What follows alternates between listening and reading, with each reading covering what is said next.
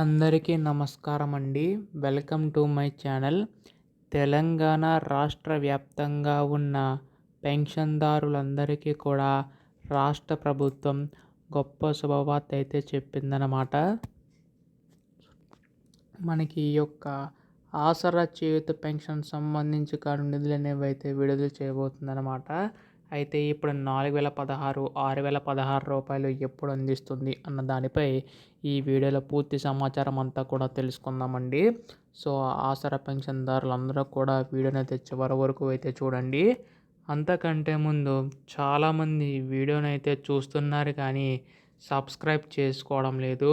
మీరు కనుక సబ్స్క్రైబ్ చేసుకుంటే నేను పెట్టే ప్రతి చిన్న లేటెస్ట్ అప్డేట్ కూడా మీరు ఎప్పటికప్పుడు మిస్ కాకుండా తెలుసుకోగలుగుతారండి. ఇంకా ఆలస్యం చేయకుండా వీడియోలోకి అయితే వెళ్ళిపోదాం. సో ప్రస్తుతం రాష్ట్ర వ్యాప్తంగా ఉన్న పెన్షన్దారులందరికీ కూడా రాష్ట్ర ప్రభుత్వం గొప్ప శుభవార్త అయితే చెప్పిందనమాట.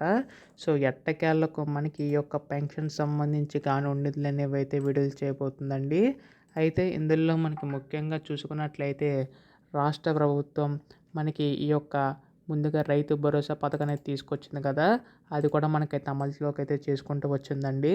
అయితే ఇందులో మనకి ముఖ్యంగా చూసుకున్నట్లయితే మనకి దివ్యాంగులు అలాగే మనకి వికలాంగుల పెన్షన్ అన్నీ కూడా ఇవ్వబోతుందన్నమాట. అలాగే వృద్ధులు, వితంతులు, వికలాంగులకి ఎవరైతే ఉంటారో వారికి కూడా మనకి పెన్షన్ అందించడానికి సిద్ధమైనట్లుగా తెలుస్తుందండి రాష్ట్ర ప్రభుత్వం అయితే.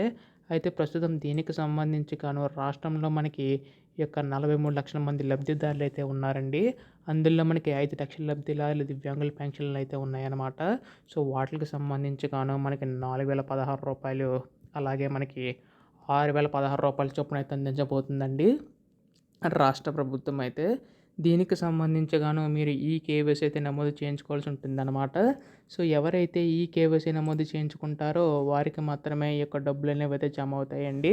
సో ఖచ్చితంగా ఈ కేవైసీ నమోదు చేయించుకోవాల్సి ఉంటుందన్నమాట. అయితే ప్రస్తుతం దీనికి సంబంధించి గాను రాష్ట్ర ప్రభుత్వం అయితే కీలక నిర్ణయం అయితే తీసుకుంటుందండి.